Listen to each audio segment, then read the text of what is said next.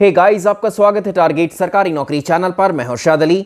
आज के इस वीडियो में हम समीक्षा अधिकारी सहायक समीक्षा अधिकारी री एग्जाम परीक्षा 27 जुलाई के लिए टेस्ट सीरीज नंबर 1 डिस्कस करेंगे। और ये टेस्ट सीरीज ध्येय आईएएस कोचिंग की है। आरओ एआरओ की प्रारंभिक परीक्षा के लिए हम पूरी व्याख्या सहित फुल एक्सप्लेनेशन के साथ में इस टेस्ट सीरीज को डिस्कस करेंगे। तो चलिए देखते हैं आपका कितना सिलेबस तैयार है, कितना पाठ्यक्रम की तैयारी आप कर चुके हैं, वो इस टेस्ट सीरीज से आपको पता लगेगा। तो अभी 30 दिन का समय इस परीक्षा में बाकी है, तो कुल मिलाकर के 30 टेस्ट सीरीज हम एक दिन में एक टेस्ट सीरीज कवर करेंगे। तो चलिए शुरुआत करते हैं। आपसे रिक्वेस्ट है, वीडियो को आप लोग लाइक जरूर कीजिएगा और इसको शेयर भी कीजिएगा। साथ ही आपके कितने प्रश्न यहां पर सही हो रहे हैं इस टेस्ट सीरीज से, आप कमेंट सेक्शन में बताइएगा। चलिए सवाल नंबर 1 डिस्कस करते हैं। क्वेश्चन नंबर 1 कहता है, निम्नलिखित कथनों पर विचार करिए। निम्नलिखित में से कौन से कथन सत्य हैं? पहला कथन दे रखा है, कथा वस्तु बौद्ध धर्म के महायान शाखा का प्रमुख ग्रंथ है। देखिए, कथा वस्तु अगर हम इसकी बात करें तो ये बौद्ध धर्म का ग्रंथ है। बौद्ध धर्म की 2 शाखाएं हैं, एक तो हीनयान और महायान, लेकिन कथा वस्तु महायान शाखा का नहीं बल्कि हीनयान शाखा का प्रमुख ग्रंथ है। तो ये हीनयान शाखा का ग्रंथ है, इसको करेक्ट कर लीजिएगा। पहला कथन हो गया हमारा गलत। इस ग्रंथ में बुद्ध के जीवन चरित्र अनेक कथानकों के साथ वर्णित है। ये कथन बिल्कुल सत्य है, क्योंकि इसी ग्रंथ में अगर आप देखेंगे महात्मा बुद्ध के जीवन चरित्र और उनके जीवन से संबंधित बहुत सारे कथानक इसमें शामिल किए गए हैं। तो इसमें दूसरा कथन सही हो जाएगा। केवल सत्य आपको बताने हैं, तो दोनों में से केवल दूसरा कथन सत्य हुआ। सवाल नंबर 2 देखें, निम्नलिखित में से कौन सा कथन असत्य है? आपको गलत वाला पहचानना है। वैदिक सभ्यता के बारे में बात कर रहा है। वैदिक सभ्यता एक ग्रामीण सभ्यता थी। देखो, वैदिक सभ्यता बिल्कुल एक ग्रामीण सभ्यता थी, ये बात बिल्कुल ठीक है, लेकिन आपको असत्य वाले पहचाने। आर्यों की भाषा संस्कृत थी, बिल्कुल ठीक बात है, आर्यों की भाषा संस्कृत थी। आर्यों का समाज मात्र प्रधान या मात्र सत्तात्मक प्रधान था। लेकिन यहां ध्यान रखिएगा, जो आर्यों का समाज था वो पितृ सत्तात्मक था, यानी पितृ प्रधान समाज था। वहां पर पिता जो है परिवार में सर्वे सर्वा हुआ करता था। आर्यों का प्रिय पशु घोड़ा था, बिल्कुल ठीक बात है। चलिए, ऐसे ही कुछ कथन में इसमें वो भी जोड़ सकता है, जैसे वैदिक सभ्यता के प्रमुख देवताओं में सर्वाधिक लोकप्रिय देवता इंद्र थे। सवाल नंबर नेक्स्ट देखें, चंद्रगुप्त द्वितीय विक्रमादित्य के नवरत्नों, इससे पहले इसको देख लेते हैं। निम्नलिखित में से किस लेख से यह ज्ञात होता है कि पुष्यमित्र शुंग के द्वारा 2 अश्वमेध यज्ञ करवाए गए थे? अब देखो, 184 ईसा पूर्व में पुष्यमित्र शुंग ने, जो कि अंतिम मौर्य शासक था, बृहद्रथ, ठीक, तो पुष्यमित्र शुंग ने अंतिम मौर्य शासक बृहद्रथ की हत्या की थी और एक नई डायनेस्टी की नींव रखी थी, शुंग डायनेस्टी या शुंग राजवंश। तो अयोध्या का एक लेख है जिसको हम अयोध्या शिलालेख कहते हैं। अयोध्या के लेख में जो है इसने 2 अश्वमेध यज्ञ कराए थे, ऐसा इसमें वर्णित मिलता है। चंद्रगुप्त द्वितीय विक्रमादित्य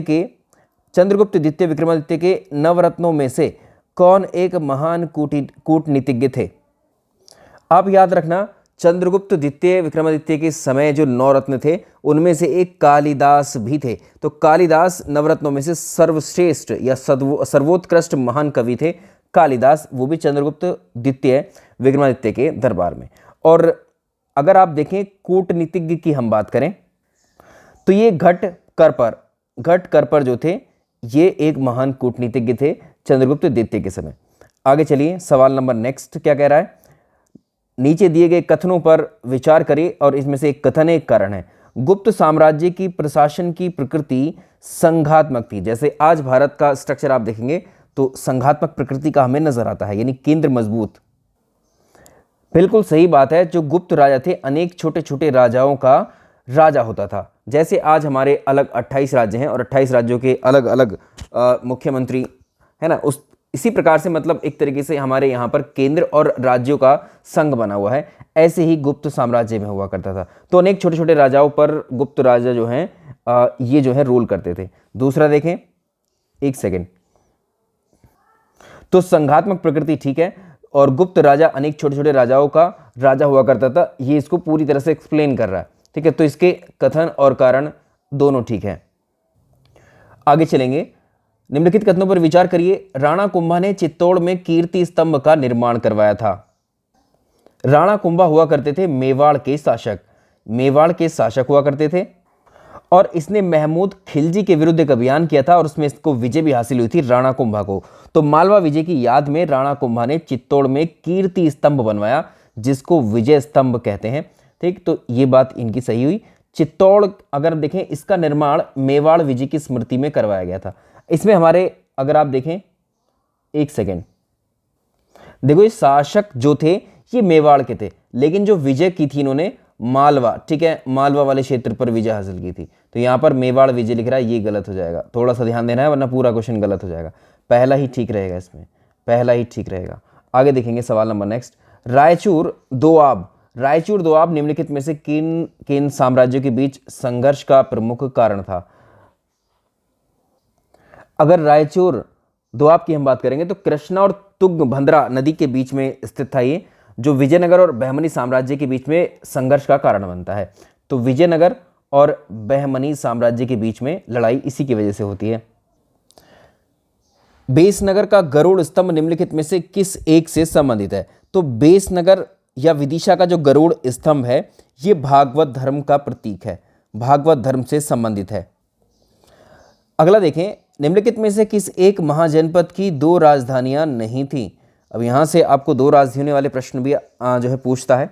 देखिए यहाँ पर क्या है, जो 16 महाजनपद हुए हैं, जो षोडश महाजनपद हैं या 16 महाजनपद हुए हैं, तो इसमें अगर आप देखेंगे अवंती, अगर हम अवंती की बात करें तो अवंती की राजधानी दो थी, एक तो उज्जैनी, एक महिष्मती।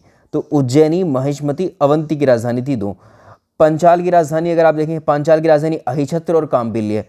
अगर हम कौशल की राजधानी की बात करें तो कौशल की राजधानी साकेत और श्रावस्ती। मत्स्य की राजधानी अगर आप देखें तो इसकी विराटनगर थी, तो केवल इसकी एक ही राजधानी थी, बाकी इनकी दो दो राजधानियां थी। इसमें यही उत्तर हो जाएगा। आगे चलिए सवाल नंबर नेक्स्ट पे आते हैं हम लोग। निम्नलिखित में से कौन एक सूफी संत मोहम्मद बिन तुगलक की मृत्यु के समय उनके साथ था?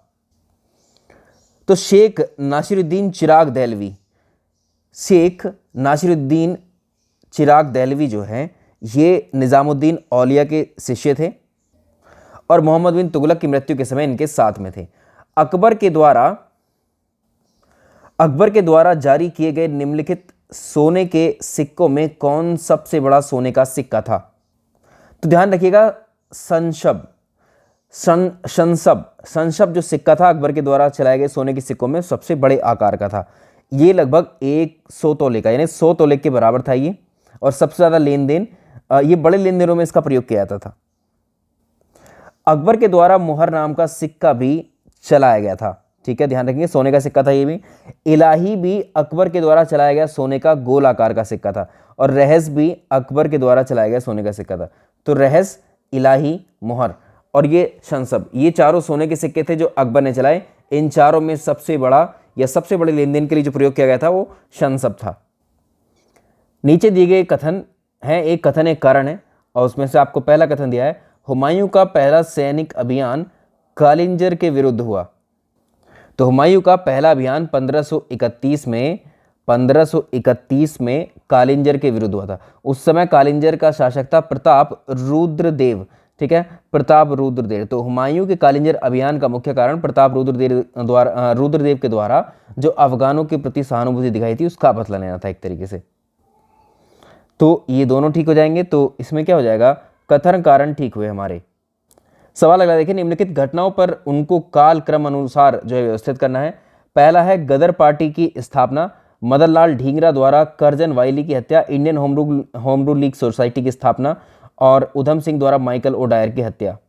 देखिए गदर पार्टी की स्थापना की यदि हम बात करें तो 1913 में गदर पार्टी की स्थापना हुई थी सोहन सिंह भाकना के द्वारा। सोहन सिंह भाकना ने इसकी स्थापना की थी। ये प्रश्न आ भी सकता है, आता भी है। मदन लाल ढींगरा के द्वारा करजन वाइली की हत्या जो की गई थी वर्ष 1909 में की गई थी, वर्ष 1909 में की गई थी। इसके अलावा इंडियन होम रूल सोसाइटी की स्थापना 1905 में हुई थी, और उधम सिंह द्वारा माइकल ओ डायर की जो हत्या की गई थी, अगर आप इसको देखेंगे तो 1940 में हत्या की थी, 1940 में। तो इसमें इसका सी हो जाएगा, पहले थर्ड, ठीक है, फिर सेकंड और फिर 1 और फिर 4। भारतीय दुर्भिक्ष संहिता 1883 का निर्माण निम्नलिखित में से किस आयोग के द्वारा किया गया था? तो ये था स्ट्रेची आयोग, ठीक है, 1878 में बताया गया था स्ट्रेची आयोग। अहमदाबाद अधिवेशन, कांग्रेस का अहमदाबाद अधिवेशन 1921 के संबंध में निम्नलिखित कथनों पर विचार करें। इस अधिवेशन की अध्यक्षता CR दास के द्वारा की गई थी। अगर पहले कथन की बात करें तो इसमें देखो, अगर हम देखें अध्यक्षता के लिए पहले चुना गया था CR दास को ही, चित्तरंजन दास को ही चुना गया था, लेकिन उनको जो है जेल जाने के कारण इस अधिवेशन की अध्यक्षता हकीम अजमल करते हैं, ठीक है, हकीम अजमल। तो इस हिसाब से पहला गलत हुआ। इस अधिवेशन में मौलाना हसरत मोहानी ने पूर्ण स्वतंत्रता की मांग पहली बार उठाई थी। हाँ, ये वाली बात ठीक हो गई, सेकंड वाला ठीक हो जाएगा। सवाल नंबर नेक्स्ट देखेंगे, निम्नलिखित में से कौन सा किस एक ने अल नदवा का प्रकाशन किया था? अल नदवा का प्रकाशन करने वाले कौन थे? तो ये थे मौलाना अबुल कलाम आज़ाद, मौलाना अबुल कलाम आज़ाद। इनके नाम पर एक प्रश्न और याद रख लेंगे हम। 1940 से लेकर के 1945 तक कांग्रेस के सबसे ज़्यादा या लंबे समय तक कांग्रेस के अध्यक्ष के पद पर रहे थे मौलाना अबुल कलाम आज़ाद। सवाल अगला देखेंगे, एक तरफ आंदोलन दिए और वो कौन से क्षेत्र में वो आंदोलन जो है शुरू हुए थे? जैसे बिजोलिया आंदोलन है, बिजोलिया आंदोलन किस क्षेत्र से संबंधित है? राजस्थान से। एका आंदोलन अवध से संबंधित है। तेभागा आंदोलन बंगाल से संबंधित है और बाकाष्ठ किसान आंदोलन बिहार से संबंधित है। निम्नलिखित में से अगला देखें, निम्नलिखित में से किस एक क्रांतिकारी को काकोरी षड्यंत्र केस में फांसी की सजा नहीं हुई थी? तो हिंदुस्तान रिपब्लिकन आर्मी जो थी उसके सदस्यों के द्वारा 1925 के अंदर काकोरी कांड को अंजाम दिया गया था। तो सरकार ने समूचे जितने भी षड्यंत्र में लोग शामिल थे, लगभग 29 क्रांतिकारी थे, उनका पता लगाकर उनको गिरफ्तार किया, जिसमें प्रमुख थे राम प्रसाद बिस्मिल, अशफाक उल्ला खां, रोशन लाल, राजेंद्र लाहिड़ी। इन पर मुकदमा चलाया और उनको फांसी दी गई थी। इसमें कौन शामिल नहीं थे? बटुकेश्वर दत्त इसमें शामिल नहीं थे। निम्नलिखित में से कौन एक नेहरू रिपोर्ट की सिफारिशों में सम्मिलित नहीं था? नेहरू रिपोर्ट की जो सिफारिशें थी उसमें क्या क्या शामिल था और क्या क्या नहीं था?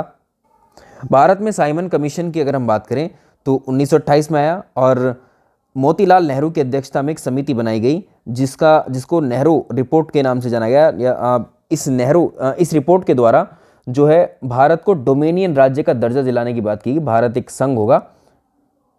बस इसमें एक ही चीज़ कमी थी कि इसको जो है पूर्ण स्वराज्य के रूप में शामिल नहीं किया गया था। तो इसमें जो है भारत को पूर्ण स्वराज्य का दर्जा देना इस रिपोर्ट में शामिल नहीं था।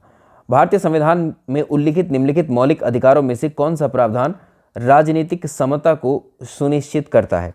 राजनीतिक समता को कौन सा सुनिश्चित करता है? तो देखो, सबको राइट टू वोट, जो सबका वयस्क मताधिकार है, यही एक तरीके से क्या करता है? राजनीतिक समता को सुनिश्चित करता है।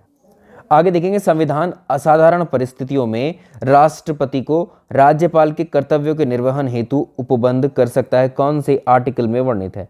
आर्टिकल है 160, इंपॉर्टेंट है। तो अनुच्छेद 160 के तहत राष्ट्रपति आकस्मिक या असाधारण परिस्थितियों में राज्यपाल के कर्तव्यों के निर्वहन हेतु उपबंध कर सकते हैं।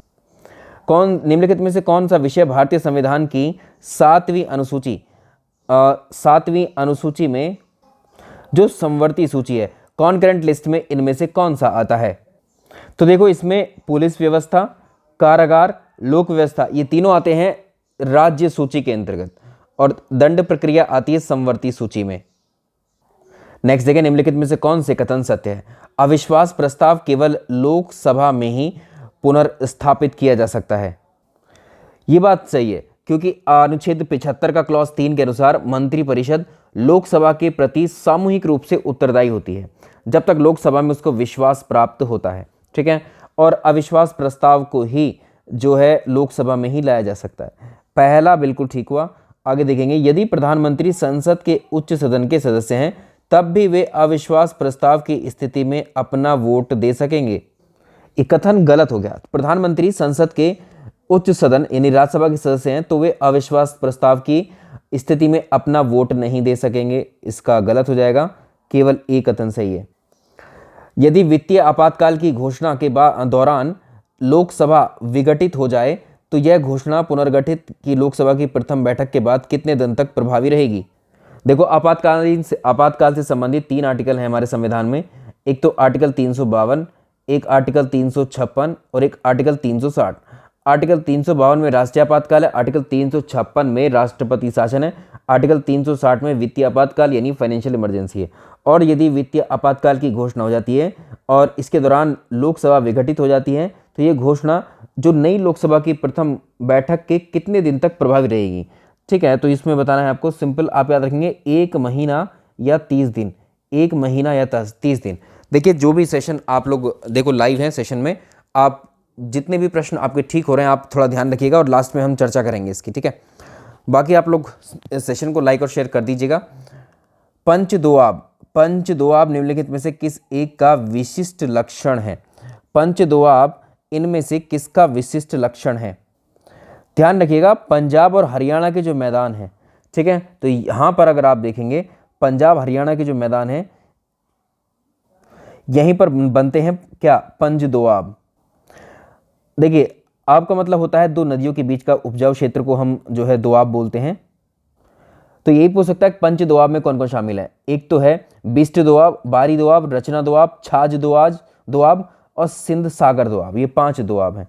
भारतीय संविधान के अनुच्छेद 71 खा में निम्न में से किस राज्य के लिए विशेष उपबंध किए गए हैं? इसमें देखेंगे भाग 21 है ये, अस्थायी संक्रमणकालीन विशेष उपबंध। तो इसके अंतर्गत असम राज्य, ठीक है, असम राज्य के लिए उपबंध किए गए हैं। आइए अगला प्रश्न देखते हैं। निम्नलिखित में से उत्तर से दक्षिण की अवस्थिति का सही क्रम क्या होगा? आपको बताना है निम्न पहाड़ियों में से जावदी, नल्लामलाई, अन्नामलाई, पालकोंडा। तो सबसे ऊपर मिलेंगी नल्लामलाई फर्स्ट नंबर पर, फिर आएंगी पालकोंडा, फिर जावदी, ठीक, फिर शेवरॉय और फिर अन्नामलाई। ठीक है, इस तरह से सीक्वेंस आप बना लेंगे। अब देखो निम्नलिखित सूची 1 को सूची 2 से सुमेलित करना है। यहाँ पर जलप्रपात है और कौन सा जलप्रपात किस नदी पर बना है? पहला देखिए अमृतधारा जलप्रपात। अमृतधारा जलप्रपात ये जो है हसदेव नदी पर बना हुआ है। आगे देखेंगे इसमें देखिए डुडुमा जलप्रपात ये किस पर है? ये मंचकुंड नदी पर है। गोगाक जलप्रपात ये घटप्रभा पर है। दूधसागर जो है मांडवी पर है। ऑलरेडी मैच्ड है। क्षेत्रफल के अनुसार भारत का सबसे बड़ा द्वीप आपको बताना है कौन सा है। अब देखो अंडमान निकोबार में कई सारे द्वीप हैं, ठीक है, 572 द्वीप हैं अंडमान निकोबार में, ग्रुप ऑफ आइलैंड्स है ये। तो इसमें अगर आप देखोगे मध्य अंडमान का क्षेत्रफल इनमें सब में ज़्यादा है। उसके बाद है उत्तरी अंडमान, ठीक है, तो इसका है 1523 वर्ग किलोमीटर। उत्तरी अंडमान का है 1317 वर्ग किलोमीटर। इसके अलावा ग्रेट निकोबार 3rd नंबर पे आता है। और लिटिल अंडमान है ये 707 वर्ग किलोमीटर इसका एरिया है। तो इसमें आप लगा लेंगे इसको। सूची 1 को सूची 2 से मिलाइए। कोयला क्षेत्र दिए हुए हैं और इधर राज्य है। उमरिया जो क्षेत्र है, देखिए कोयला क्षेत्र है उमरिया, ये कहाँ पर है? मध्य प्रदेश में है ये। इसके अलावा तंदूर जो क्षेत्र है ये तेलंगाना में है। लाल मटिया जो है झारखंड में है और रंजीत घाटी मध्य प्रदेश में है। आगे चलते हैं। सैनकोटा गैप कहाँ पर स्थित है? तो सैनकोटा गैप जो है ये केरल में स्थित है। केरल में भी कहाँ पर? जो इलायची की पहाड़ियाँ हैं, केरल में इलायची की पहाड़ी पर स्थित है। ठीक है, सवाल अगला देखें। निम्नलिखित कथनों पर विचार करिए और एक कारण है और एक जो है यहाँ पर एक कथन एक कारण है। उत्तर प्रदेश की अधिकांश नदियों का प्रवाह उत्तर से दक्षिण की ओर होता है। तो यहाँ पर थोड़ा सा एडिट कर लीजिएगा। तो जो उत्तर प्रदेश में अगर आप देखेंगे तो उत्तर प्रदेश में जो नदियों का प्रवाह होता है वो उत्तर पश्चिम दिशा से लेकर के दक्षिण पूर्व दिशा की तरफ होता है। ठीक है, दक्षिण पूर्व दिशा की तरफ है। तो पहला वाला गलत हो जाता है। अगला देखें। प्रदेश का उत्तर पश्चिमी भाग ऊंचा है और हिमालय पर पर्याप्त जल स्रोत है। तो इसका उत्तर और पश्चिमी भाग, ये बात बिल्कुल ठीक है। उत्तर प्रदेश के आप उत्तर में देखेंगे तो उत्तराखंड है, वहाँ पर पर्वत पहाड़ आदि हैं, तो ये बात सही हुई। तो इसमें केवल जो है आर सही है और एक गलत हो जाता है। आगे कुछ मेले दिए, उनके स्थान दिए। रामनगरिया मेला लगता है फर्रुखाबाद में। ठीक, कालिंजर जो मेला लगता है वो बांदा में लगता है। ध्रुपद मेला जो है वो वाराणसी में लगता है। ददरी मेला जो लगता है वो बलिया में लगता है। भारत की ऊर्जा राजधानी किसे कहते हैं? भारत की ऊर्जा जो सोनभद्र का दक्षिणी क्षेत्र है, सोनभद्र जिले का जो दक्षिणी क्षेत्र है वही कहलाता है। देखिए ये एक इंडस्ट्रियल एरिया है, ये भारत की ऊर्जा राजधानी कहलाता है। इसमें बॉक्साइट, चूना, पत्थर, कोयला आदि खनिज पाए जाते हैं और बहुत सारे बिजली के जो पावर प्लांट है वो लगे हुए हैं यहाँ पर। निम्नलिखित कथनों पर विचार करें। मिर्ज़ापुर, सोनभद्र, चंदौली जिलों में लाल मिट्टी पाई जाती है। ये बात सही है। मिर्ज़ापुर, सोनभद्र, चंदौली यहाँ पर जो है लाल मिट्टी पाई जाती है और लाल मिट्टी में दलहन की खेती की जाती है। दोनों कथन ठीक हुए हमारे, इसमें दोनों कथन सही हुए। पूर्वी यमुना नहर के संदर्भ में निम्नलिखित कथनों पर विचार करिए। पूर्वी यमुना नहर उत्तर प्रदेश की सबसे पुरानी नहर है क्या? देखिए, बिल्कुल सही बात है। पूर्वी यमुना नहर उत्तर प्रदेश राज्य की सबसे पुरानी नहर है। 1830 में इसका निर्माण किया गया था। सहारनपुर से निकलती है और इसकी कुल लंबाई 1440 किलोमीटर है। इस नहर द्वारा सहारनपुर, शामली, मुजफ्फरनगर, मेरठ, गाजियाबाद, हापुड़, दिल्ली की लगभग 2 लाख हेक्टेयर भूमि है इसकी सिंचाई होती है। ये शाहजहां द्वारा बनवाई गई थी और अंग्रेज़ों ने बाद में इसका विस्तार करवाया था। ये भी ठीक होगा। इस नहर में अगर आप देखेंगे तो इसमें देखिए, तो इसमें सहारनपुर, ठीक है, इसमें बिजनौर ज़िला नहीं है, अमरोहा ज़िला नहीं है, अलीगढ़ नहीं है, ठीक है, मुजफ्फरनगर, मेरठ, गाजियाबाद, हापुड़, दिल्ली ये शामिल है। तो ये गलत हुआ। इस नहर की कुल लंबाई 1440 किलोमीटर। तो इसमें 1, 2, 4 ठीक हो जाते हैं। अगला देखेंगे। आगे यहाँ पर प्रमुख घराने दिए हैं और इसमें देखें सहारनपुर जो घराना है वो ध्रुपद गायन से संबंधित है। रामपुर जो घराना है वो ख्याल गायकी से संबंधित है। इटावा जो घराना है वो सितार वादन से संबंधित है। शाहजहाँपुर जो घराना है वो देखिए, शाहजहाँपुर जो घराना है वो किससे? सरोद वादन से संबंधित है। आगे देखेंगे, यहाँ पर कुछ प्रमुख व्यक्तित्व दिए हुए हैं और उनके आपको यहाँ पर जन्म स्थान बताने हैं। अबुल फजल का जो जन्म स्थान है, देखिए अबुल फजल का जन्म आगरा में हुआ था। शेख फैज़ी का जन्म आगरा में हुआ था, ना कि बुलंदशहर में, आगरा में हुआ था इनका भी। तो ये वाला मिसमैच है। बीरबल का जालौन में, निज़ामुद्दीन औलिया का बदायूं में। सवाल नंबर अगला देखेंगे। निम्नलिखित कथनों पर विचार करिए और अगला, उत्तर प्रदेश में जनघनत्व में सर्वाधिक वृद्धि 1961 और 71 के दशक के दौरान हुई थी। उत्तर प्रदेश का जो जनघनत्व है, जो पॉपुलेशन डेंसिटी है, वो 829 व्यक्ति पर प्रति वर्ग किलोमीटर है और राज्य में सर्वाधिक जो वृद्धि देखी गई थी वो 1981 से 91 के बीच में देखी गई थी। तो यहाँ पर अगर आप देखेंगे पहला तो हो जाता है गलत, तो यहाँ पर आप चाहे मेंशन कर सकते हैं 1981 से 91 के बीच। ये वाला PDF आप हमारे टेलीग्राम से ले लीजिएगा। और राज्य की न्यूनतम अगर हम देखेंगे उत्तर प्रदेश में जो न्यूनतम जनघनत्व वाले ज़िले हैं उसमें ललितपुर आता है, 242 है। उसके बाद सेकंड नंबर पे आता है सोनभद्र जिला, ठीक है। चलिए, तो उत्तर प्रदेश में न्यूनतम जनघनत्व वाला ज़िला भदोही नहीं है, ठीक है, वो है भदोही की जगह आप करेक्ट कर सकते हैं, तो ललितपुर कर लीजिएगा यहाँ पर, ललितपुर। तो ना तो 1 है ना तो 2 है। हरिओद कला केंद्र भवन कहाँ पर है? तो ऐसे क्वेश्चन बहुत आते हैं। आजमगढ़ में है हरिओद कला केंद्र। हरिओद कला केंद्र कहाँ पर है? आजमगढ़ में है। अगला देखेंगे, निम्नलिखित में सूची 1 सूची 2 को सुमेलित करना है। इधर प्रजातियां दी हुई हैं और इधर स्थान। यहाँ पर प्रजातियां जो हैं आम की अलग अलग वैरायटियों के नाम दिए, जैसे दशहरी आम कहाँ फेमस है? ये दशहरी जो आम है वो मलिहाबाद, ठीक, मलिहाबाद। सफ़ेदा आम ये सहारनपुर। इसके अलावा जो देखेंगे देखिए रटौल आम, जो रटौल आम है वो बागपत में फेमस है। और लंगड़ा आम ये कहाँ पर है? वाराणसी में। आगे देखेंगे, कैस्पियन सागर के संदर्भ में निम्नलिखित कथनों पर विचार करें और कौन सा कथन इसमें असत्य होता है। यह खारे पानी की विश्व की सबसे बड़ी झील है। देखिए, असत्य वाला ढूंढना है तो पहला क्वेश्चन देखें, इसका पहला स्टेटमेंट, विश्व की खारे पानी की सबसे बड़ी झील जो है वो कैस्पियन सागर है। इसके उत्तरी भाग में यूराल और वोल्गा जैसी नदियाँ आकर के इसमें अपना पानी गिराती हैं और दक्षिणी भाग में जो है काराबुगास की खाड़ी स्थित है। अब यहाँ पर देखो, इसके उत्तर में काराबुगास, इसके उत्तर में नहीं है, दक्षिण में स्थित है। तो इसमें केवल गलत वाला जो असत्य है वो पहचानना है। 2 कथन इसका ठीक हो जाता है। निम्नलिखित में से कौन सा भूकंपीय क्षेत्र मध्य महाद्वीपीय पेटी में अवस्थित नहीं है? भूकंप की जो मध्य महाद्वीप की पेटी है वो यूरेशिया महाद्वीप के बीच जो नवीन वलित पर्वत है उनके सहारे पर पश्चिमी क्षेत्रों में फैली हुई है। इसमें पेरिनीज आता है, आल्प्स आता है, जो काकेशस है और हिमालय पेटी इसी के अंतर्गत आते हैं। तो विश्व के लगभग 21% भूकंप इसी क्षेत्र में आते हैं। आइसलैंड को अगर हम देखें तो इसका हिस्सा वो नहीं है, ठीक है। आगे देखें, निम्नलिखित में से कौन सा सुमेलित नहीं है? लेब्राडोर की धारा ये एक ठंडी धारा है। गिनी की धारा अगर आप देखेंगे तो ये ठंडी नहीं गर्म धारा है। बाकी गल्फ स्ट्रीम गर्म है और क्यूरोशिवो गर्म है। निकिल उत्पादन के लिए प्रसिद्ध जो सडबरी खान है वो कहाँ पर स्थित है? सडबरी खान कहाँ पर है? तो ब्राज़ील के पठार में अगर आप देखोगे,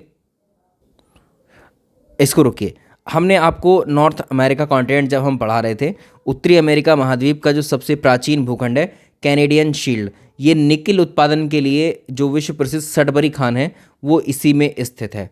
ठीक है, कैनेडियन शील्ड में है ये। पंपाज नामक शीतोष्ण कटिबंधीय घास के मैदान कहाँ पर पाए जाते हैं? तो ये पाए जाते हैं, देखिए अब देखो साउथ अमेरिका में, अगर आपने देखा पढ़ा होगा, ब्राज़ील के पठार, जो ब्राज़ील का पठार है उसके दक्षिण में है पराना पराग्वे का मैदान। इस पराना पराग्वे के मैदान को लापटा लाटा, ठीक है, लाप लाटा मैदान भी कहते हैं। इस मैदान के निर्माण में पराना और पराग्वे और उनकी जो सहायक नदी है उन्होंने बनाया। ये मैदान समतल है, उपजाऊ है और इस मैदान में शीतोष्ण घास के मैदान पाए जाते हैं। इन्हीं को हम क्या कहते हैं? पंपास घास कहते हैं, पंपास घास के मैदान कहते हैं। तो इसमें लाप लाटा मैदान हो जाएगा उत्तर। निम्नलिखित में से किस माध्यम में प्रकाश की चाल न्यूनतम होगी? प्रकाश की चाल न्यूनतम, देखो प्रकाश की चाल अलग अलग माध्यम में अलग होती है। सबसे ज़्यादा जो स्पीड ऑफ लाइट है, प्रकाश की चाल सबसे ज़्यादा वैक्यूम में है, निर्वात में है सबसे ज़्यादा। ठीक है, तो इसमें न्यूनतम पूछा है। तो अगर आप देखेंगे जो हीरा होता है, हीरे में प्रकाश की चाल न्यूनतम है। अब ताप के निम्नलिखित में से किस पैमाने में ऋणात्मक मान नहीं होते हैं? ऋणात्मक मान कौन से पैमाने में नहीं होते हैं? ठीक, देखो इसमें सेल्सियस पैमाना, फ़ारेनहाइट पैमाना और र्यूमर पैमाना, इनमें जो नेगेटिव रीडिंग भी शो होती है। लेकिन केल्विन पैमाना है, केल्विन पैमाने का मान जो है वो एक तरीके से पॉजिटिव ही होता है, ऋणात्मक नहीं होता है। आग पर जो पतीली रखी जाती है एक जल भर करके और जल गर्म होने लगता है, तो ये किस प्रक्रिया का पालन करता है? तो इसको ध्यान रखेंगे, संवहन द्वारा ऊष्मा का स्थानांतरण। अगर हम देखेंगे संवहन प्रक्रिया में पदार्थ के कण स्वयं स्थानांतरित होते हैं। जैसे आग पर रखी पतीली का जल संवहन द्वारा गर्म होता है। ठीक है, कन्वेक्शन के द्वारा हीट ट्रांसफर होता है, कन्वेक्शन के द्वारा। तो इसमें बी उत्तर हो जाएगा संवहन। निम्नलिखित विद्युत चुंबकीय तरंगों में से किस एक की तरंग दैर्घ्य सबसे ज़्यादा और ऊर्जा न्यूनतम प्राप्त होती है? तो देखो रेडियो तरंगों का जो तरंग दैर्घ्य है, रेडियो तरंगें जो होती हैं, ठीक है, इनका जो तरंग दैर्घ्य वेवलेंथ सबसे ज़्यादा होगी इनकी, और इनकी एनर्जी सबसे कम होती है। आगे चलते हैं, निम्नलिखित में से कौन से सही सुमेलित नहीं है? तो देखो इधर जिंक है, जिंक का अगर आप देखेंगे, जिंक का और ये अयस्क की बात करेंगे तो वो हो जाएगा, देखो कैलामीन। ठीक है, कैलामीन। तो यहाँ पर एजुराइट लिखा गलत है। एजुराइट की अगर हम बात करेंगे तो एजुराइट, कैल्सोसाइट और क्यूप्राइट ये कॉपर का है। मरकरी का अगर आप देखेंगे तो सिनेबार है, लेड का गैलना है। आगे देखें, सूची 1 को सूची 2 से मिलान करिए। सूची 1 में और सूची 2 में आपको यहाँ दिया हुआ, देखो यहाँ पर देखो टीयर गैस जो अश्रु गैस है ये किससे मैच होगा? अमोनिया से। स्ट्रेंजर गैस जो है ये जीनोन है। हास्य gas, laughing gas nitrous oxide है। और रणनीतिक धातु ये टाइटेनियम है। निम्नलिखित में से किस एक को मृदु कांच या सॉफ्ट ग्लास भी कहते हैं? तो इसमें सॉफ्ट कांच की अगर हम बात करें तो ये है सोडा ग्लास। जो सोडा ग्लास होता है, सोडा कांच, सोडा ग्लास ये एक ब्रिटल होता है और ये एक तरीके से सोडा कांच भंगुर होता है, ये आराम से टूट जाता है, सबसे सस्ता होता है। ठीक है, आगे चलते हैं। सवाल नंबर अगला देखें, मनुष्यों का जो रुधिर है समान ना होकर भिन्न भिन्न होता है। मनुष्यों का जो रुधिर है समान ना होकर भिन्न भिन्न होता है और लाल रुधिर कणिकाओं में एंटीजन नामक प्रोटीन पाया जाता है। देखो ब्लड ग्रुप्स का पता लगाने वाले थे Landsteiner, Karl Landsteiner ने सभी मनुष्यों के रुधिर की जांच की थी। तो इन्होंने बताया था कि सभी मनुष्यों का जो रुधिर है वो डिफरेंट होता है। इसकी भिन्नता का कारण जो हमारे ब्लड की जो आरबीसीज होती हैं उसमें एक प्रकार की प्रोटीन पाई जाती है, ग्लाइकोप्रोटीन की उपस्थिति है, जिसे हम एंटीजन कहते हैं। तो इसमें बिल्कुल ए सही हो जाएगा और इसकी व्याख्या भी करेगा। आगे चलिए, सवाल नंबर नेक्स्ट, रक्त में हाइड्रोजन आयन सांद्रता का नियंत्रण कौन करता है? हमारे ब्लड में हाइड्रोजन आयन की कॉन्सेंट्रेशन को कौन कंट्रोल करता है? तो इसमें देखिए 55 में वृक्क की अगर हम बात करें, किडनी की, जो किडनी है ठीक है। एक एक्सक्रीटरी ऑर्गन है ये हमारे शरीर का। ये क्या करता है, जो हमारे शरीर में जो हमारे एक्स्ट्रा वेस्ट मटेरियल है, ठीक है, जो बच जाते हैं, तो इसको जो यूरिन के रास्ते शरीर से बाहर करता है और हमारे ब्लड में हाइड्रोजन की कॉन्सेंट्रेशन को भी रेगुलेट करता है। तो ये हो जाएगा इसका सी, वृक्क या किडनी। वृक्क या किडनी। निम्नलिखित में से किसी एक को वृद्धि हार्मोन या ग्रोथ हार्मोन की संज्ञा दी जाती है। तो ग्रोथ हार्मोन इसमें कौन सा है? सोमैटोट्रोपिन। सोमैटोट्रोपिन एक जैसे लग रहे हैं देखने में, सोमैटोट्रोपिन, ठीक है। सोमैटोस्टैटिन भी लिखा हुआ है। सोमैटोट्रोपिन को ग्रोथ हार्मोन कहते हैं। इसका संबंध शारीरिक वृद्धि से है, फिजिकल ग्रोथ से होता है, ठीक है। अगर ये ज़्यादा हो जाए शरीर में तो शरीर भीमकाय जैसा लगना लगेगा, और इसका अगर कमी हो जाए तो एक तरीके से शरीर बौना रह जाएगा। निम्नलिखित में से किस एक को जीवन का भौतिक आधार कहा जाता है? जीवन का भौतिक आधार क्या होता है? देखिए, जो सेल्स होते हैं, इसमें सेल में जो जीव द्रव्य होता है, ठीक है, सेल में जो जीव द्रव्य होता है, ठीक है, इसको हम प्रोटोप्लाज्म कहते हैं। ये होता है, ये भौतिक आधार इसको बोलते हैं। सूची एक को सूची दो से मिलाना है। इसमें देखें, जो रेसर पिन है इसका क्या कार्य है? रक्तचाप को कम करना। क्यूनिन का क्या कार्य है? कुनिन या क्यूनिन का कार्य क्या है? किस में काम आती है ये? मलेरिया के ट्रीटमेंट में काम आती है। थीन का क्या मतलब है? उत्तेजक है ये एक प्रकार का। और मॉर्फिन, मॉर्फिन एक पेन किलर है।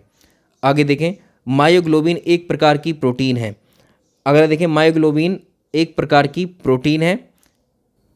मायोग्लोबिन की बात करें तो जितने भी मैमल्स हैं, स्तनधारी हैं, और जो कशेरुकी प्राणी हैं, उनके पेशी ऊतकों में पाया जाने वाला प्रोटीन है। और इसमें आयरन जो है प्रमुख जो है इसका घटक होता है, ना कि मैग्नीशियम, आयरन। तो इसमें एक ठीक हो जाएगा, केवल एक ठीक। आगे देखिए सवाल नंबर नेक्स्ट, अंतःस्रावी ग्रंथि पीयूष ग्रंथि कहाँ पर पाई जाती है? देखिए, पीयूष ग्रंथि हमारा जो मस्तिष्क है, हमारा जो ब्रेन है, ठीक है, ब्रेन का जो हाइपोथैलेमस है उसके नीचे होती है। तो इसका उत्तर हो जाएगा मस्तिष्क यानी ब्रेन में। सवाल अगला देखिए, 1857 ये किसकी रचना है? 1857 एस एन सेन ने लिखी है।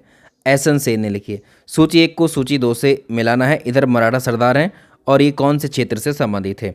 देखिए, इसमें क्वेश्चन नंबर 63 में देखें, गायकवाड़ जो थे वो बड़ौदा क्षेत्र से संबंधित हैं, होलकर इंदौर से संबंधित हैं, भोसले नागपुर से संबंधित हैं, पेशवा पूना से संबंधित है। ये ऑलरेडी मैच्ड हैं सारे के सारे।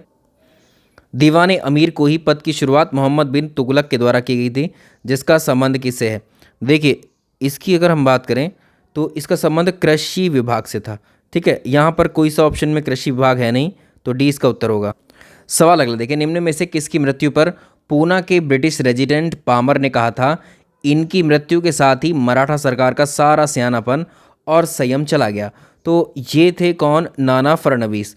वर्ष 1800 में अगर आप देखेंगे, नाना फडणवीस की मृत्यु के पश्चात पूना दरबार जो है एक तरीके से वहाँ पर बहुत ज़्यादा षड्यंत्र होने लगे थे, और नाना फडणवीस जो अंग्रेज़ों की चाल चल रहे थे, अंग्रेज़ बार बार उनसे अपरिचित थे एक प्रकार से, ठीक है। तो उन्होंने मराठों को जो है सहायक संधि प्रणाली से दूर रखने का कोशिश की थी, और बाद में ये वक्तव्य उसी के द्वारा दिया गया था, पामर के द्वारा। अगला देखो सवाल नंबर नेक्स्ट, इधर मुगल बादशाह हैं, उनके शासनकाल के बारे में कुछ यहाँ पर एक वर्ष की रेंज दी है। बहादुर शाह का जो काल था वो 1707 से लेकर के 1712 तक। जहांदार शाह का अगर आप देखेंगे 1712 से लेकर के 1713, एक वर्ष केवल। और फर्रुखसियार का 1713 से लेकर के 1719। आलमगीर द्वितीय का 1754 से लेकर 1758। अगले प्रश्न की तरफ आते हैं। भारतीय इतिहास में राजा बनाने वाले के नाम से कौन विख्यात थे? राजा बनाने वालों के नाम से कौन विख्यात हुए? अब देखो, इसमें ये सवाल बड़े अलग तरीके से पूछा है, लेकिन ये पहले सवाल और रूप में पूछा जाता रहा है कि सैयद बंधुओं को कहा जाता है, ठीक है, किंग मेकर। तो यहाँ पर राजा बनाने वाले किंग मेकर्स के नाम पूछें। सैयद बंधु भारत के इतिहास में राजा बनाने वालों के नाम से प्रसिद्ध हैं। इसमें अब्दुल्ला खान है और हुसैन अली है। अब्दुल्ला खान है और हुसैन अली है। सिख राज्य के संदर्भ में निम्नलिखित कथनों पर विचार करिए। प्रत्येक सूबे का प्रमुख नाजिम कहलाता था। देखो, इंटरेस्टिंग प्रश्न है। सिख राज्य प्रांतों में बटे होते थे, और जो सिख राज्य है प्रांतों में बटा था, और प्रत्येक जिसे जो है सूबे का नाम दिया गया, और सूबे का जो प्रमुख अधिकारी बनाया गया उसको नाजिम कहा गया, और जिसे केवल सैनिक अधिकार प्राप्त थे। तो इसको सैनिक और असैनिक दोनों प्रकार के अधिकार प्राप्त थे। ठीक है, तो यहाँ पर अगर आप देखेंगे पहला तो हो जाता है गलत, ये आधा सही है आधा गलत है। तो सैनिक के साथ असैनिक अधिकार भी इसको शामिल होते थे। प्रत्येक परगने का प्रमुख जो है कारदार होता था, जो राजस्व एकत्रित करता था। प्रत्येक सूबा जो परगने में विभाजित किया गया था और इसका एक प्रमुख बनाया गया कारदार, जो शांति व्यवस्था के अलावा वहाँ का राजस्व का कलेक्ट करता था, रेवेन्यू कलेक्ट करता था। दो ठीक हो गया, आगे चलते हैं। सवाल अगला कहता है प्रसिद्ध फ्रांसीसी पर्यटक विक्टर जैकमॉन्ट ने किसकी तुलना नेपोलियन बोनापार्ट से की है। देखिए प्रसिद्ध फ्रांसीसी पर्यटक हैं विक्टर जैकमॉन्ट ने किसकी तुलना नेपोलियन बोनापार्ट से की है। तो इन्होंने किसकी की थी, ये थे रंजीत सिंह की। ठीक है, रंजीत सिंह की तुलना इन्होंने नेपोलियन बोनापार्ट से की। किसने यूरोपियों की तुलना मधुमक्खी से की कि यदि वे इन्हें छेड़ा जाए ना छेड़ा जाए तो शहद देंगी, और यदि छेड़ा जाए तो काट काट करके ये मार डालेंगी। तो ये कौन थे बताने वाले ऐसा, अली वर्दी खां। अली वर्दी खां 1740 में अली वर्दी खां बंगाल का नवाब बना, और अली वर्दी खान के जो अंग्रेज़ों के साथ संबंध थोड़े से ठीक ठाक थे, तो इसने ही ये स्टेटमेंट दिया था। अगला देखेंगे, मुगल भू राजस्व व्यवस्था के बारे में कौन से कथन सही है। राज्य के लिए कृषि उत्पाद का 1/3 राज्य के लिए कृषि उत्पाद का 1/3 राजस्व निर्धारित किया गया था। दहशाला व्यवस्था औसत उपज औसत कीमतों पर आधारित थी। दोनों कथन सही हैं। निम्नलिखित कथनों पर विचार करिए।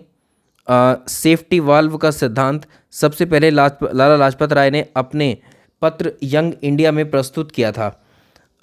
इसको अगर देखेंगे तो ये ठीक है, सेफ्टी वाल्व का सिद्धांत सबसे पहले लाला लाजपत राय ने अपने पत्र यंग इंडिया में दिया गया था। कांग्रेस की स्थापना के संदर्भ में जो गर्म दल के नेता थे, उन्होंने ही ब्रिटिश नीतियों के खिलाफ उपजे भारतीय जन आक्रोश के सेफ्टी वाल्व के रूप में कांग्रेस को संज्ञा दी थी।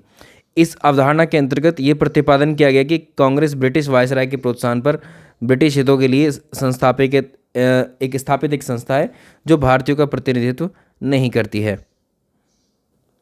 ये ठीक है, दोनों कथन अपने अपने अलग अलग ठीक हैं, लेकिन व्याख्या इसमें से कोई नहीं करता है। आगे देखिए सवाल नंबर अगला। भारतीय राष्ट्रीय कांग्रेस के निम्नलिखित अधिवेशनों में किसकी अध्यक्षता रास बिहारी घोष करते हैं। रास बिहारी घोष के द्वारा जो अधिवेशन की अध्यक्षता की गई थी वो था मद्रास अधिवेशन 1908 का। निम्नलिखित में से कौन सा कथन ईश्वर चंद्र विद्यासागर के विषय में असत्य है। उनके बारे में असत्य बताना है। तो इसमें देखो, उन्होंने बांग्ला वर्णमाला लिखी थी। ईश्वर चंद्र विद्यासागर के बारे में यहाँ पर कथन है, ये ठीक है। वे संस्कृत के अध्ययन पर ब्राह्मण जाति के अधिकार के विरोधी थे। उन्होंने संस्कृत कॉलेज में पाश्चात्य चिंतन की अध्ययन को शुरू किया था। परमहंस मंडली के संस्थापकों में से एक थे। तो यही गलत है, यही असत्य वाला हमको पहचानना है। परमहंस मंडली जो है, अगर हम इसकी बात कर रहे हैं तो आत्मारंग पांडुरंग और बालकृष्ण जयकर हैं, और दादोबा पांडुरंग, इन तीनों ने मिलकर के परमहंस मंडली की स्थापना की थी। परमहंस मंडली का संबंध या ईश्वर चंद्र विद्यासागर का संबंध परमहंस मंडली से नहीं था। तो इसमें इसका उत्तर हो जाएगा डी। कुछ यहाँ पर देखो स्तूप दिए हुए हैं, इनको देखो। देखिए यहाँ पर कुछ स्तूप दिए हुए हैं, 75 क्वेश्चन। यहाँ पर स्तूप उनके खोजकर्ता, सांची के स्तूप को खोजने वाले कौन थे, जनरल टायलर। नागार्जुन कोंडा जो स्तूप है इसको खोजने वाले कौन थे, लांगहस्ट। भरूच स्तूप को खोजने वाले कनिंघम, और अमरावती स्तूप की खोज करने वाले कर्नल मैकेंजी थे, कर्नल मैकेंजी। यही गलत है। आगे देखें, शिवाजी के अष्टप्रधान परिषद में से आपको बताना है निम्नलिखित में से कौन से सुमेलित सही सुमेलित हैं। देखिए मतलब इनको सही सुमेलित करना है सभी को। इसमें मिनिस्टर्स हैं और कौन से विभाग से संबंधित हैं। चिटनिस, देखो चिटनिस जो था ये पत्राचार विभाग से संबंधित था। चिटनिस पत्राचार विभाग से संबंधित था। वाक्यान्वीस सूचना विभाग, एक सेकेंड, संचार नहीं, ये पत्राचार होगा, ठीक है, पत्राचार विभाग। वाक्यान्वीस सूचना विभाग से, दबीर जो है विदेश मंत्रालय से, और इसके अलावा लास्ट है मजूमदार, ये अर्थ मंत्री। आगे चलिए, इधर कुछ विद्रोह दे रखे हैं। देखिए यहाँ पर देखेंगे विद्रोह, यहाँ पर पहला जो विद्रोह है वो है गडकरी विद्रोह, महाराष्ट्र क्षेत्र में हुआ था। खासी विद्रोह कहाँ पर हुआ था, मेघालय में। रंपा विद्रोह आंध्र प्रदेश में। मोपला विद्रोह केरल में। अगला देखो, निम्नलिखित में से कौन सा एक सही सुमेलित है? राजनीतिक संगठन है और उनके संस्थापक दिए हुए हैं। इधर देखो, जमींदारी एसोसिएशन के जो संस्थापक थे द्वारिकानाथ टैगोर। इंडियन लीग के थे शिशिर कुमार घोष। बम्बई एसोसिएशन की स्थापना दादा भाई नौरोजी ने की थी, ना कि तैयब जी ने। पूना सार्वजनिक सभा जीवी जोशी। लॉर्ड विलियम बेंटिक के बारे में कथन दिए हुए हैं, इसने क्या क्या काम करवाया था? देखिए, लॉर्ड विलियम बेंटिक के बारे में कथन दिए हुए हैं, सती प्रथा का अंत इसने किया था। इसने, ये ठीक है। एशियाटिक सोसाइटी ऑफ बंगाल की स्थापना किसके द्वारा की गई थी? बेंटिक ने नहीं की थी, ये विलियम जॉन्स ने की थी। विलियम जॉन्स, इसने विलियम जोन्स ने की थी। कलकत्ता मेडिकल कॉलेज की स्थापना, ठगी प्रथा का अंत, ये सब किसने करवाए थे? विलियम बेंटिक ने। 3 इसमें मैच्ड है ऑलरेडी। आगे चलो, सवाल नंबर अगला देखो, सूची 1 को सूची 2 से मिलाना है। उद्दंड मार्तंड, ये देखो प्रकाशक हैं और इधर समाचार पत्र पत्रिकाएं। उद्दंड मार्तंड के जो संपादक थे वो थे जुगल किशोर, बड़ा इंपॉर्टेंट है। हिंदी प्रदीप के जो संपादक थे बालकृष्ण भट्ट। इनकलाब के जो थे वो खालिद अंसारी। हरिजन के महात्मा गांधी। नीचे दिए गए कथनों में से एक कथन है और दूसरा कारण है। उत्तर प्रदेश भारत में आलू का सबसे बड़ा उत्पादक राज्य है। आलू का उत्पादन उत्तर प्रदेश में सबसे ज़्यादा अगर आप देखेंगे तो यूपी में होता है। उत्तर प्रदेश का आलू उत्पादन हरित क्रांति के कारण बढ़ा। हरित क्रांति के कारण जो है गेहूँ बढ़ा था, गेहूँ का उत्पादन बढ़ा था। ठीक है, तो इसका सही व्याख्या एक सही है, एक गलत हो जाएगा। इसका सी हो जाएगा, इसमें उत्तर सही है, इसका सी उत्तर हो जाएगा। निम्नलिखित कथनों पर विचार करिए। खारवार या खरवार जनजाति उत्तर प्रदेश के मिर्ज़ापुर जिले में निवास करती है। तो ये बात तो बिल्कुल ठीक है। खारवार जनजाति उत्तर प्रदेश के मिर्ज़ापुर जिले में है और ये एक तरीके से खूंखार और बलिष्ठ जनजाति मानी जाती है। इसमें बनरौत उत्तराखंड में पाई जाती है और ये जनजाति मंगोल प्रजाति की जनजाति है। इसमें अगर देखें, बनरौत उत्तराखंड के जो पिथौरागढ़ जनपद है उसमें पाई जाने वाली ये जनजाति है। ठीक है, तो ये एक तरीके से कोल किरोत जनजाति है, ना कि मंगोल। एक ही ठीक है इसमें। अगला देखें, सूची 1 को सूची 2 से मिलान करिए। इधर देखो, एंजिल, इधर जलप्रपात है, वाटरफॉल। एंजिल वाटरफॉल ये कहाँ पर है? एंजिल वाटरफॉल है वेनेजुएला में। सदरलैंड जो जलप्रपात है वो न्यूजीलैंड में है।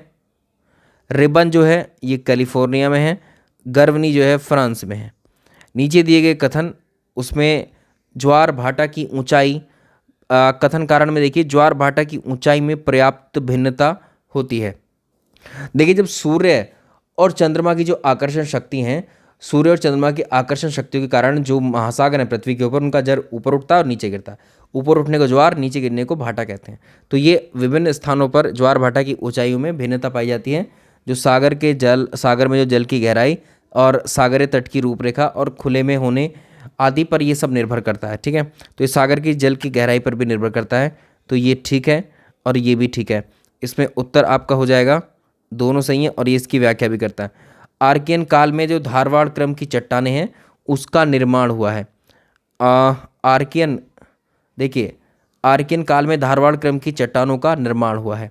और इसमें आपको जो है कितने कथन आपको सत्य हैं ये बता रहे हैं। ऑर्डोविशियन काल में स्थल भाग में जीवों की उत्पत्ति हुई। कैम्ब्रियन काल में विंध्य पर्वतमाला का निर्माण हुआ। कार्बोनिफेरस काल में गोंडवाना क्रम की चट्टानों का निर्माण हुआ। तो इसमें अगर आप देखोगे, देखिए, जो प्री कैम्ब्रियन काल है, प्री कैम्ब्रियन काल में जो समुद्र के रीढ़ युक्त जो रीढ़ वाले जीव थे वो उत्पन्न हुए थे और स्थलीय जीव नहीं थे इस समय। ठीक है, और भारत में इस काल में अरावली पर्वत और धारवाड़ क्रम की चट्टानों का निर्माण हुआ। तो पहला तो हो जाता है गलत। और अगर आप देखेंगे, ऑर्डोविशियन काल में वनस्पतियों का विस्तार हुआ था। ठीक है, समुद्र में रेंगने वाले जीवों का हुआ था। तो यहाँ पर ये गलत हो जाएगा। स्थल भाग भी अगर देखें, तीसरा कैम्ब्रियन काल में विंध्य पर्वतमाला का निर्माण हुआ। कार्बोनिफेरस में गोंडवाना क्रम की चट्टानें बनी। तो इसमें 2 ही ठीक हैं, केवल 2। सूची 1 को सूची 2 से मिलान करिए। कल्प इधर दे रखें, उधर उनके युग दे रखें। तो पैलेजोइक युग, जो पैलेजोइक है ये प्रथम युग कहा जाता है और जो मेसोजोइक है ये द्वितीय युग है और जो सेनोजोइक है ये तृतीयक है और जो नियोजोइक है ये चतुर्थक है। यहाँ पर झीलें दी गई हैं और कौन सी झील कौन से राज्य में है।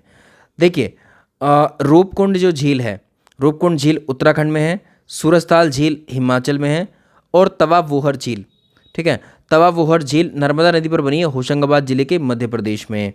ठीक, ये कहाँ पर है? एमपी। अष्टमुदी झील केरल में है। कथनों पर विचार करें। और कोई जलयान या अंतर्राष्ट्रीय तिथि रेखा को पार कर पश्चिम दिशा में यात्रा करता है तो एक दिन घटा दिया जाता है। और इसका कारण क्या है? अंतर्राष्ट्रीय तिथि रेखा सूर्य के पूर्व और पश्चिम में एक दिन के अंतर इसमें पाया जाता है। तो देखो इसमें अगर हम बात करें, देखिए इसमें कथन और कारण की हम बात करें, इसमें दूसरी बात देखें, अंतर्राष्ट्रीय तिथि रेखा के पूर्व और पश्चिम में एक दिन का अंतर है, ये बात तो सही है। और यदि कोई जलयान, अगर इसमें देखें हम, तो जब कोई जलयान अंतर्राष्ट्रीय तिथि रेखा को पार करके पश्चिम दिशा में जाएगा तो एक दिन जोड़ा जाता है, और जब पूर्व दिशा में जाता है तो एक दिन घटाया जाता है। तो ये गलत हो गया।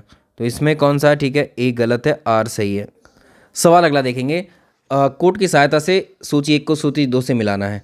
तो देखो यहाँ पर असंततता क्षेत्र और उनके जो संक्रमण क्षेत्र है, ये कौन कौन से संक्रमण के बीच में, जो पृथ्वी के अंदर, जब हम पृथ्वी की सतह पर छेद करते हुए पृथ्वी के केंद्र की ओर बढ़ेंगे तो हमको पृथ्वी के आंतरिक भाग में जो जो लेयर्स मिलती जाएंगी, एक तो है सबसे ऊपर अगर आप देखेंगे तो ये हो जाएगी सबसे बाहरी सतह भूपर्पटी, उसके बीच में मेंटल, उसके बाद कोर सबसे अंदर। तो जब हम भूपर्पटी से अंदर की तरफ जाएंगे तो इसमें जब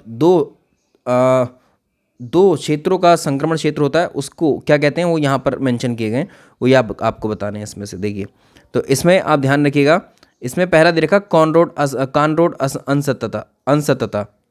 तो कॉनरोड डिसकंटिन्यूटी, असंततता को देखिए इसमें, तो कॉनरोड किसके बीच में है? जो ऊपरी और निचला जो क्रस्ट है उसके मध्य, ऊपरी और निचला जो क्रस्ट है उसमें पाई जाती है। रैपिटी बाह्य और आंतरिक मेंटल के मध्य है, बाह्य आंतरिक मेंटल। गुटेनबर्ग किस किस के बीच में? मेंटल कोर के बीच में है। और मोरोविक किस किस के बीच में? क्रस्ट मेंटल के मध्य है। सूची 1 को सूची 2 से मिलाइए। इधर जनजातियाँ और कौन से जिले में कौन सी जनजाति रहती है। देखिए इसमें सहरिया जनजाति, ये ललितपुर की जनजाति है। थारू जनजाति गोरखपुर, चेरो जनजाति वाराणसी, चेरो जनजाति वाराणसी, और खरवार जो है ये देवरिया। संघ लोक सेवा आयोग के संदर्भ में निम्नलिखित कथनों पर विचार करिए। पहला कथन है, आयोग की संरचना का निर्धारण राष्ट्रपति के द्वारा किया जाता है। संघ लोक सेवा आयोग में एक अध्यक्ष होता है, कुछ अन्य सदस्य होते हैं, इनको राष्ट्रपति नियुक्त करते हैं, अर्थात राष्ट्रपति के द्वारा आयोग की संरचना का निर्धारण किया जाता है। आयोग का सदस्य पदावधि की समाप्ति उस पद पर पुनर्नियुक्ति का पात्र है। देखिए कोई भी व्यक्ति जो लोक सेवा आयोग के सदस्य के रूप में पद धारण करता है, अपनी पदावधि की समाप्ति पर उस पद पर पुनर्नियुक्ति का पात्र नहीं होता है। तो ये दूसरा गलत हो जाएगा, इसमें केवल एक ही सही होगा। अगला प्रश्न देखो, सवाल नंबर नेक्स्ट क्या कहता है। हाँ जी, एक कथन है, एक कारण। भारत अर्थात इंडिया राज्यों का संघ होगा, आर्टिकल 1 में है ये। भारत के संविधान का आर्टिकल 1 कहता है ऐसा। भारत का परिसंघ राज्यों के मध्य करार का परिणाम है। तो भारत संघ जो है वो राज्यों के करार से नहीं बना है, ठीक है, जैसे अमेरिका राज्यों के करार से बना है, ऐसा नहीं है। ए सही है और आर गलत है, ठीक है, ए सही है और आर गलत है। चलिए नेक्स्ट देखें। राज्यों को उनके उद्भव के काल क्रमानुसार आपको लगाना है। कौन से राज्य का निर्माण कब हुआ या पुनर्गठन कब हुआ। केरल की हम बात करें तो 1956, केरल 1956। इसके बाद नागालैंड जो है 1962। इसके बाद हरियाणा 1966। अरुणाचल प्रदेश 1986 और झारखंड आप देखें सन 2000। आगे देखें यहाँ पर कौन से राज्य दिए हुए हैं और राज्यसभा की सीटों से आपको मैच करना है, कौन से राज्य में कितनी राज्यसभा सीटें हैं। देखो यहाँ पर आंध्र प्रदेश की जो राज्यसभा सीटें हैं वो हैं 11, उड़ीसा की राज्यसभा सीटें हैं 10, महाराष्ट्र की राज्यसभा सीटें हैं 19, तमिलनाडु की राज्यसभा सीटें हैं 18। तो ये मैच हो गया।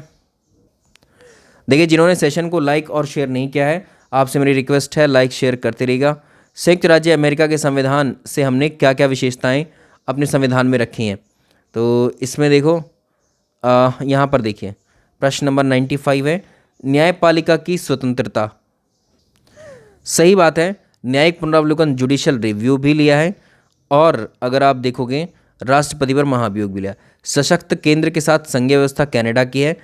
परमाधिकार लेख की अगर हम बात करें, ये ब्रिटेन के संविधान से लिया है। रेट ऑफ मैंडेमस की बात करें, भारत के संविधान की तीसरी अनुसूची में निम्नलिखित पदों में अगर आप देखेंगे जो शपथ है, ओथ हैं, वो किन किस के ओथ लिखे हुए हैं या किन किन के प्रारूप हैं।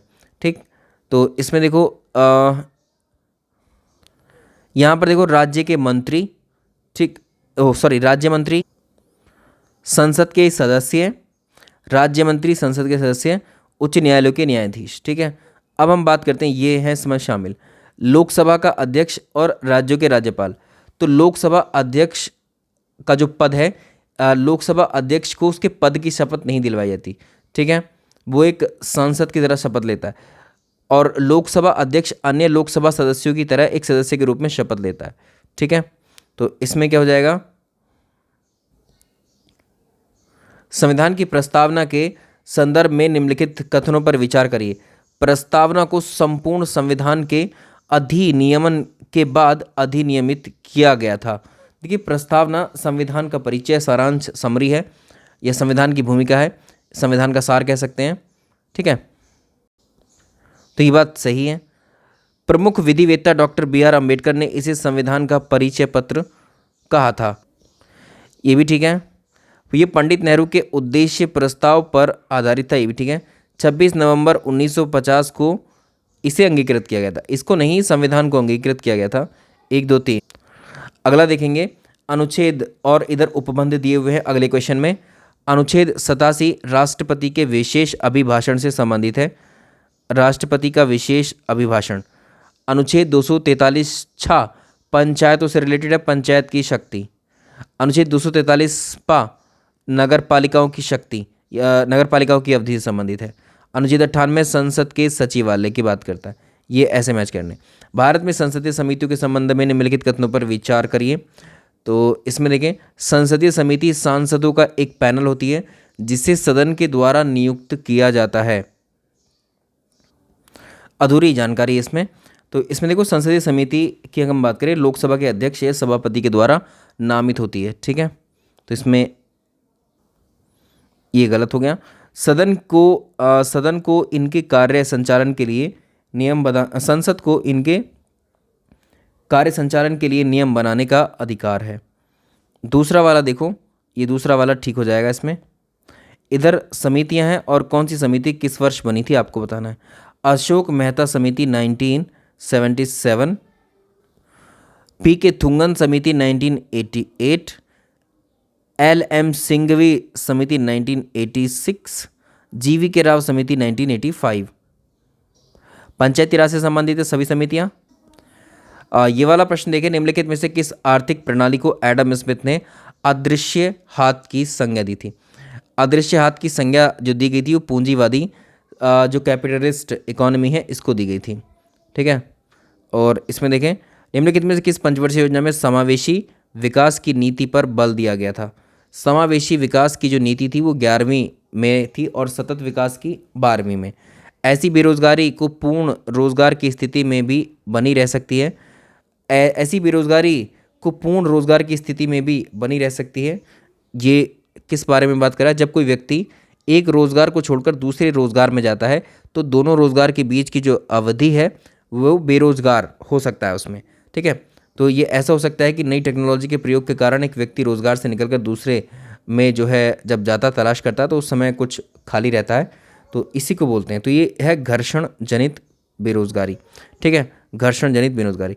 निम्नलिखित में से कौन सा एक ग्रामीण साख व्यवस्था में सबसे शीर्ष संस्था मानी जाती है। नाबार्ड को कहते हैं, नाबार्ड।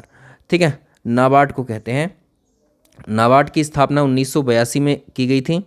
1982 में की गई थी नाबार्ड की स्थापना, और ये शिव रमन कमेटी, जो शिव रमन कमेटी के द्वारा इसको बनाया गया था। इसका हेडक्वार्टर, नाबार्ड का हेडक्वार्टर मुंबई में है। ये प्रश्न आ ही जाते हैं। ठीक है, निम्नलिखित में से किस प्रकार का एक घाटा यह प्रदर्शित करता है कि सरकार उधारी का प्रयोग पूंजीगत कार्यों को पूरा करने में भी कर सकती है। तो प्रभावी राजस्व घाटा जो होता है, ठीक है, तो इफेक्टिव रेवेन्यू डेफिसिट को हम लोग बोलते हैं।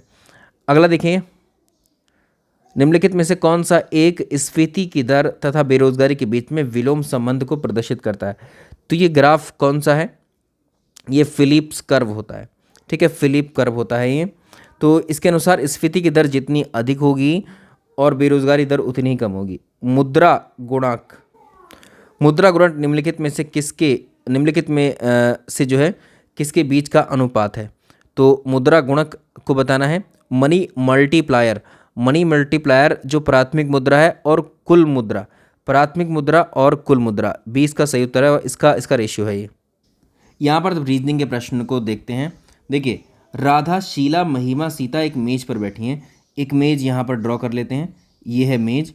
ठीक, तो ये एक मेज के इर्द गिर्द बैठी हैं। राधा शीला के दाईं ओर बैठी है। तो यहाँ पर देखिए, यहाँ पर शीला है और शीला के दाईं ओर, ठीक है, यानी सीधे हाथ पर राधा बैठी है। पहला जो मतलब स्टेटमेंट है वो उसके हिसाब से। महिमा सीता के बाईं ओर बैठी है। तो महिमा, यहाँ पर सीता लिख लीजिए, सीता। ठीक है, सीता के बाईं ओर यहाँ पर कौन है? महिमा बैठी है, महिमा। अब दिए गए विकल्पों में से बताइए कि कौन सी जोड़ी एक दूसरे के सामने बैठी है। तो यहाँ पर सीता और राधा आप कर सकते हैं, या शीला महिमा। इसको देखो, अनसाइटली के अक्षरों के युग में ऐसे कितने जोड़े हैं जिनमें से प्रत्येक में शब्द में दो अक्षरों के बीच में उतने ही अक्षर हैं जितने कि अंग्रेजी वर्णमाला के बीच में है। इसको बताना है। देखिए, इसमें अगर आप देखेंगे तो अगर आप देखो यू के बाद में देखो, यू के बाद में या यू के पहले देखो, यू से पहले एन है, एन से पहले एस, तो यू एस टी यू। तो एस के बाद टी यू, यानी यहाँ पर एक युग्म तो हमें ये मिल गया। एस के बाद हम एन पर जा रहे हैं तो यहाँ पर टी आएगा गैप में, तो यहाँ पर एन दिया हुआ है, तो यानी एक ही है गैप में इनके। इसके अलावा जी और एच में देखो, ये बिल्कुल अंग्रेजी वर्णमाला में इनके बीच में कोई गैप नहीं, तो यहाँ पर भी कोई गैप नहीं है। इसके अलावा एस के बाद में इस वाई को मिलाओ, S T U V W X Y, 3 युग्म हमें ऐसे मिल गए हैं। ठीक है, 3 युग्म इसमें ऐसे मिल गए। अब देखो सवाल नंबर अगला, दी गई संख्या श्रेणी में कौन सी एक संख्या गलत है? अगर आप 3 में आधे का मल्टीप्लाई करें, 0.5 की मल्टीप्लाई करें, इसमें 3 में 0.5 की जब आप मल्टीप्लाई करेंगे तो ये 1.5 आएगा, 1.5 आएगा। 1.5 में 1.5, एक सेकेंड रुकिए, यहाँ पर आइए दोबारा से। देखिए, इस 3 में आप 0.5 की मल्टीप्लाई करेंगे तो ये कितना बनेगा? इस 3 में 0.5 की तो 1.5 बनेगा। इस 1.5 में से 1.5 कैसे आएगा? जब इसकी 1 से मल्टीप्लाई होगी। अब इस 1.5 में फिर से हम अगर 1.5 की मल्टीप्लाई कर दें, ठीक है, 1.5 की मल्टीप्लाई कर दें तो ये कितना आएगा? 2.25 आएगा, जबकि यहाँ पर क्या लिखा है? 2.25 आना चाहिए। फिर हम 2 से मल्टीप्लाई करेंगे, फिर हम 2.5 से, यानी आधा आधा नंबर बढ़ा के मल्टीप्लाई करना है। तो यहाँ पर देखो इसमें कौन सा जो है 2.5 के स्थान पर क्या होगा? 2.25, इसमें बी हो जाएगा इसका। अगला देखो, ये वाला सॉल्व करना है इसका आपको। देखो इसमें कैसे सॉल्व करोगे इसको। 15 और 12 को जोड़ोगे तो कितना आएगा? 15 और 12 को जोड़ोगे तो 27 आएगा। 27 से 3 कैसे लिखा गया है? अगर इससे 9 से भाग कर दें तो 3। 44 और 28 को जोड़ लो, 44 और 28 कितने होते? 72। 72 को आप 9 से डिवाइड करिए, 8 बार चला जाएगा। ऐसे ही इन दोनों को ऐड करके आप डिवाइड करोगे 9 से तो यहाँ पर 13 आएगा, 13। प्रश्न अगला देखो, किसी सांकेतिक भाषा में ABCD का कोड ADIP हो तो उसको सांकेतिक भाषा में HGFE का क्या कोड होगा? पहले देखो ABCD से इसको लिखा कैसे गया है। ए के बाद में ए ही टर्म आ रही है, मतलब ए के बाद में ए ही रिपीट हो रहा है। ठीक, इसके बाद में बी के बाद में डी रिपीट हुआ है, मतलब रिपीट नहीं हुआ है, बी के बाद डी आया है, और सी के बाद आई आया है, और डी के बाद पी आया। तो यहाँ पर अगर आप देखेंगे इसमें देखो ABCD 1 2 3 चौथे नंबर, मतलब 1 2 3 4 प्लेस पर है ये वर्णमाला में। ADIP पहले नंबर पर है, चौथे नंबर पर है, 9 नंबर पर है, 16 नंबर पर है। ठीक है, तो यहाँ पर देखो, यहाँ पर 1 से 1 की मल्टीप्लाई करी, 2 की 2 से मल्टीप्लाई करी तो चौथे स्थान पर, 3 की 3 से मल्टीप्लाई करी तो 9वें स्थान पर, 4 की 4 से मल्टीप्लाई करी तो ये कितने स्थान पर हो गया? 16वें स्थान पर। ऐसे ही अब आपको क्या करना होगा? HGFE। ठीक है, HGFE में आप क्या करोगे? ये 8वें प्लेस पर है, ये 7वें प्लेस पर है, 6वें प्लेस पर है, ये 5वें प्लेस पर है। इसको 1 से मल्टीप्लाई करो, 1, इसको 2 से मल्टीप्लाई करो, इसको 3 से मल्टीप्लाई करो, इसको 4 से, तो 8 एकम 8 और 7 दूनी 14, 6 तिया 18 और 5 चौके 20, यानी 8वें स्थान पर कौन आएगा? 8वें स्थान पर H होगा। और देखो, और N जो है 14वें स्थान पर हो जाएगा, 18वें स्थान पर R हो जाएगा, T स्थान पर 20, HNRT। डी उत्तर इसका ठीक होगा, डी उत्तर। इसको ऐसे सॉल्व कर। चलिए अगला देखेंगे। अगला है, ये दिशाओं पर आधारित है। किसी दिशा में 35 किलोमीटर की दिशा की ओर चला, ठीक है। तो इसमें कहीं से भी शुरू कर लो, 35 किलोमीटर यहाँ से शुरू कर लेते हैं, ठीक है। 35 किलोमीटर दक्षिण, यहाँ से शुरू करोगे, दक्षिण इधर है तो 35 किलोमीटर आ गए यहाँ पर। इसके अलावा वो जो है बाईं ओर मुड़ गया, बाईं मतलब यानी उल्टे हाथ की तरफ मुड़ गया और 17 किलोमीटर चला। और इसके अलावा अंत में फिर से वो बाईं मुड़ गया, फिर उल्टे हाथ की तरफ मुड़ा और 35 किलोमीटर चला। ये 35 किलोमीटर चला। अब आपको बताना है कि मैं अपने प्रारंभिक बिंदु से कितना दूर हूँ। तो देखो यहाँ पर अगर इस डिस्टेंस को देखोगे तो ये प्रारंभिक बिंदु, ये अंतिम बिंदु है। ये क्या है? तो इसमें क्या हो जाएगा? ये यहाँ से 17 ही हो जाएगा, 17 किलोमीटर, ठीक है। इसको देखें, यदि 4 × 40, देखो यदि 4 × 40 इजिकल टू 10, 5 × 5 × 1, 1 × 7 इजिकल टू 7, तो 11 × 11 इजिकल टू कितना? तो 4 गुणा। अगर आप देखें, अगर आप इनको डिवाइड के नंबर से एक तरीके से मल्टीप्लाई को रिप्लेस कर दें, किससे? डिवाइड वाले साइन से, ठीक है। इसको डिवाइड वाले साइन से जो है एक तरीके से रिप्लेस कर दें और इनको आपस में बदल दें, तो 40 डिवाइड बाई 4 कितना हो जाएगा? 10। 5 डिवाइड बाई 5 1 हो जाएगा। 7 डिवाइड बाई 1 7 हो जाएगा। और 11 डिवाइड बाई 11 1 हो जाएगा, ठीक है, 1। आगे देखेंगे, राष्ट्रीय शेयर बाजार का प्रमुख प्रवर्तक कौन है? जो शेयर मार्केट है, ठीक है, नेशनल शेयर मार्केट जो है, इसको अगर आप देखेंगे तो ये IDBI है, IDBI, ठीक है, ये है IDBI। तो 1991 में इसकी स्थापना हुई थी। इस सवाल को और देखो, किसी देश की वास्तविक प्रगति का अध्ययन करने के लिए राष्ट्रीय आय की गणना की जानी चाहिए, चालू कीमतों पर, स्थिर कीमतों पर। तो हमेशा याद रखिएगा, स्थिर कीमतों पर इसकी गणना की जाती है। और स्थिर कीमतों पर पहले जो जनगणना है 2004-2005 के मूल्यों पर की जाती थी, फिर इसको बदल करके 2011-12 के की गई। और अभी लेटेस्ट जो करंट अफेयर्स में 2025 में आप ऐड करोगे, वो क्या है? वो 2022 और 23, 2022-23 वर्ष को चुना है स्थिर मूल्यों के राष्ट्रीय आय की गणना में। स्थिर मूल्यों को लेकर के गणना जो है अब से 2026 से इस डेटा को की जाएगी। बाकी जो करंट अफेयर्स की टेस्ट सीरीज़ है उसको हम अलग से डिस्कस करेंगे। 2025 के जो करंट अफेयर्स हैं उसमें कि यूपी के करंट अफेयर्स की सीरीज़ हम तैयार कर रहे हैं। एक आर्थिक परिदृश्य 2025 का तैयार कर रहे हैं, इकोनॉमी वाले, जिसमें बजट होगा यूपी का, भारत का, साथ ही खनिज उत्पादन, कृषि उत्पादन, एक ऐसा वीडियो भी उसमें आएगा और यूपी के करंट अफेयर्स उसमें होंगे, ठीक है। तो बड़ी इंपॉर्टेंट वीडियो होगी, उसका वेट कर लीजिए, हो सकता है 2-3 दिन में वो आ जाए। तो आपसे रिक्वेस्ट है वीडियो को लाइक और शेयर कर दीजिएगा। चलिए मिलते हैं आपसे नेक्स्ट क्लास में। Thank you so much.